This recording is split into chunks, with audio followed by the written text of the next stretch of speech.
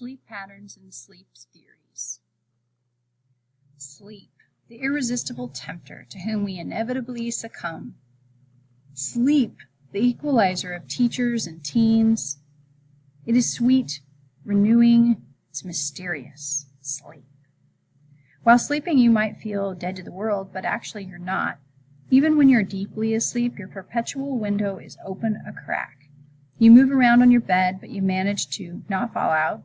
The occasional roar of passing vehicles may leave your deep sleep undisturbed, but a cry from a baby's room quickly interrupts it. So does the sound of your name. EEG recordings confirm that the brain's auditory cortex responds to sound stimuli even during sleep. And when you're asleep, as when you are awake, you process most information outside your conscious awareness. Many of sleep's mysteries are now being solved as some people sleep attached to recording devices while others observe. By recording brainwaves and muscle movements, and by observing and occasionally waking sleepers, researchers are glimpsing things that 1,000 years of common sense never told us. Perhaps you can anticipate some of their discoveries. What do you think? When people dream of performing some activity, do their limbs often move in concert with the dream? Do older adults sleep more than young adults? Are sleepwalkers acting out their dreams? Sleep experts recommend treating insomnia with an occasional sleeping pill.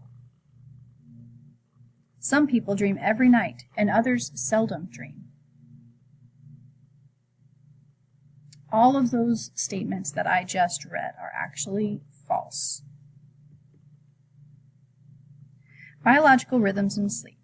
Hey, like the ocean, life has its own rhythmic tides. Over varying periods, our bodies fluctuate, and with them, our minds. Let's look really closely at two of these biological rhythms, our 24-hour biological clock and our 90-minute sleep cycle. Circadian rhythm. The rhythm of the day parallels the rhythm of life. From our waking at a new day's birth to our mighty return to what Shakespeare called death's counterfeit, our bodies roughly synchronize with the 24-hour cycle of the day and night by an internal biological clock called the circadian rhythm, from the Latin circa, about, and diem, day.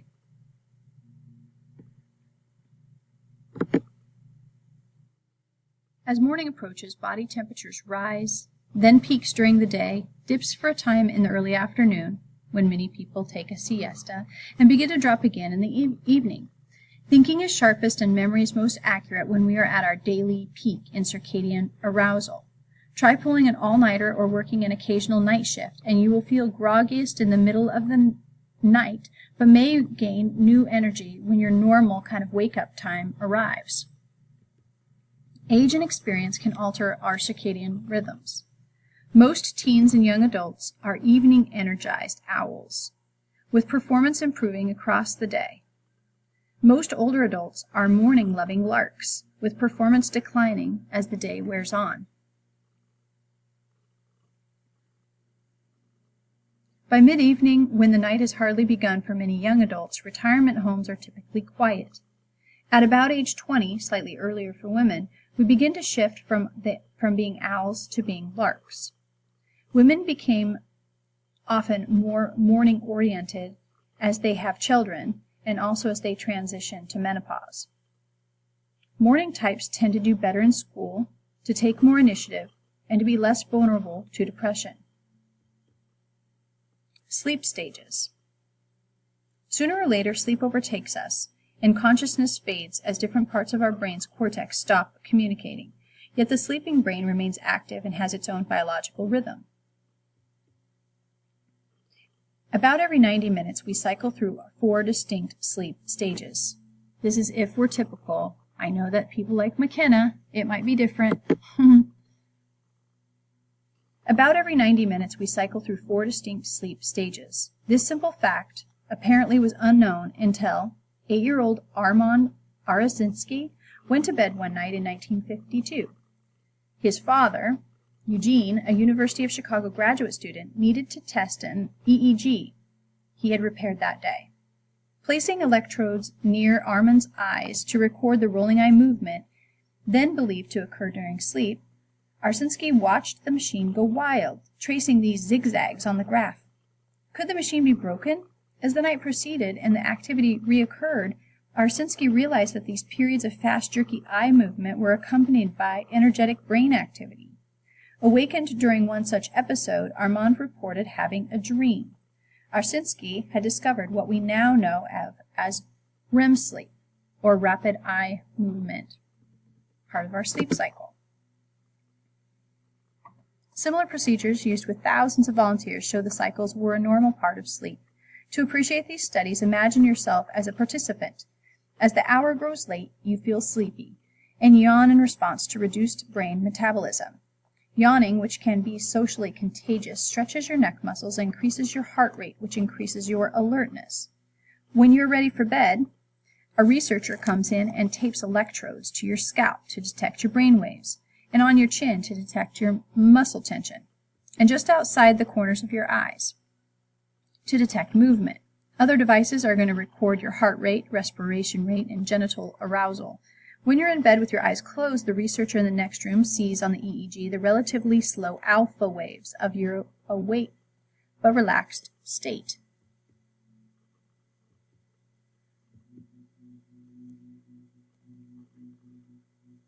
As you adapt to all this equipment, you grow tired, and in an unremembered moment, you slip into sleep. Have you guys ever tried to actually, pay attention to the moment in which you go to sleep?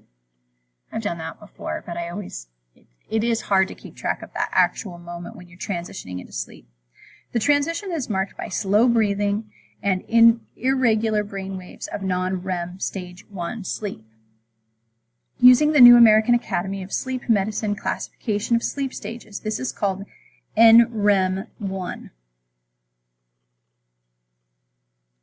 In one of his 15,000 research participants, William Dement of 1999 observed the moment the brain's perceptual window to the outside world slammed shut. Dement asked his sleep-deprived young man who was lying on his back with his eyelids taped open to press a button every time a strobe light flashed in his eyes, about every 6 seconds. After a few minutes, the young man missed one. Asked why, he said, because there was no flash, but there was a flash. He missed it because, as his brain activity revealed, he had actually fallen asleep for 2 seconds, missing not only the flash 6 inches from his nose, but also the awareness of the abrupt moment of entry to sleep.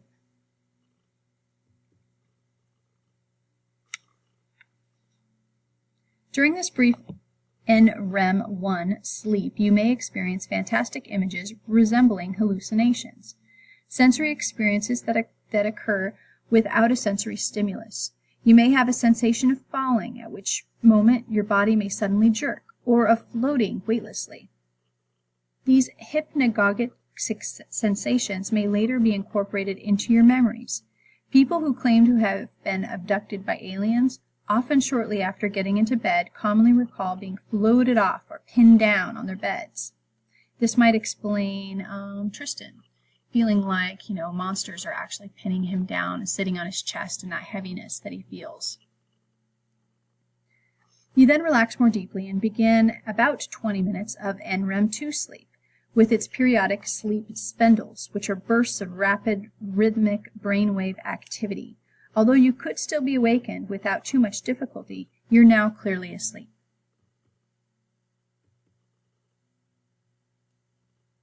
Then you transition to deep sleep, NREM3. Catch up with where we should be, right here. NREM3. During this slow wave sleep, which lasts for about 30 minutes, your brain is actually emitting large, slow delta waves, and you are hard to awaken. Ever say to classmates, "That thunder was so loud last night," only to have them respond, "What are you talking about?" Those who missed the storm might have been in delta sleep. It is at the end of the deep, slow-wave NREM3 sleep that children wet the bed, for example. REM sleep in general. After an hour, about an hour after you fall asleep, a strange thing happens. You start to leave behind the stages known as NREM sleep. Rather than continuing in deep slumber, you ascend from your initial sleep dive. Returning through NREM2, where you spend about half of your night, you enter the most intriguing sleep phase of all, REM sleep. For about 10 minutes, your brain waves become rapid and sawtooth, more like those of the nearly awake, NREM1 sleep. But unlike NREM1 sleep, during REM sleep, your heart rate rises, your breathing becomes rapid and irregular, and at every half minute or so, your eyes actually dart around in momentary bursts of activity behind closed lids. These eye movements announce the beginning of a dream, often emotional, usually story-like, sometimes richly hallucinatory. Because anyone watching a sleeper's eyes can notice these REM bursts, it's actually pretty amazing that science was ignorant of REM sleep until 1952. Except during very scary dreams, your genitals become aroused during REM sleep. You have sometimes an erection or increased vaginal lubrication, regardless of whether your dream's content is sexual or not. Men's common morning erection stems from the night's last REM period, often just before waking.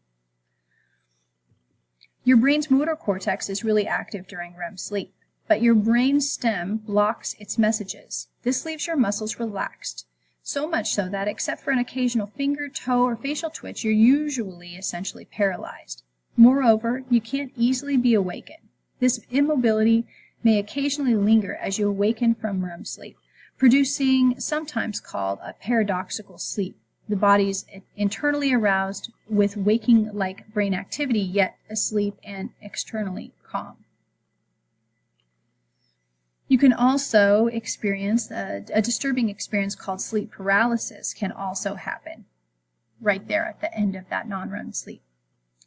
The sleep cycle repeats itself about every 90 minutes. As the night wears on, deep NREM3 sleep grows shorter and then disappears. The REM and the NREM2 sleep periods get longer. By morning, we have spent 20 to 25% of an average night's sleep, some 100 minutes, in REM sleep. 37% of people report rarely or never having dreams that you can remember the next morning. Yet even they will, more than 80% of the time, recall a dream after being awakened during REM sleep.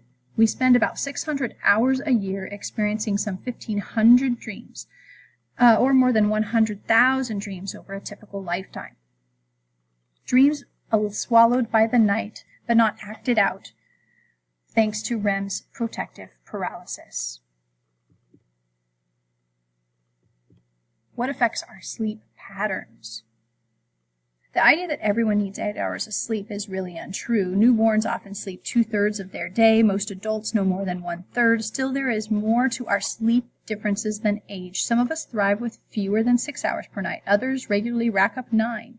Such sleep patterns are genetically influenced.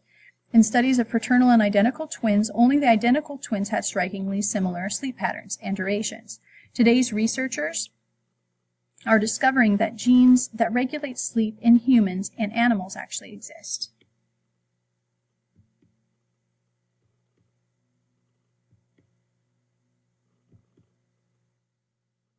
Sleep patterns are also culturally influenced. In the United States and Canada, adults average 7 to 8 hours of sleep per night.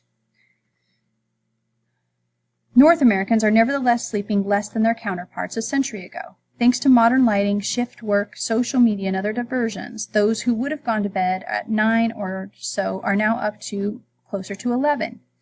With sleep, as with waking behavior, biology and environment are interacting.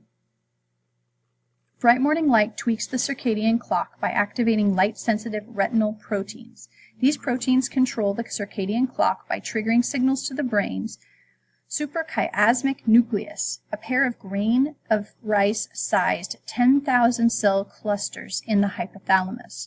The SCN does its job in part by causing the brain's pineal gland to decrease its production of sleep-inducing hormone of melatonin in the morning and to increase it in the evening. Being bathed in light disrupts our 24-hour biological clock. Curiously, given that our ancestors' clocks were attuned to rising and setting sun of a 24-hour day, many of today's young adults adopt something closer to a 25-hour day by staying up too late and getting 8 hours of sleep. For this, We thank or blame Thomas Edison, the inventor of the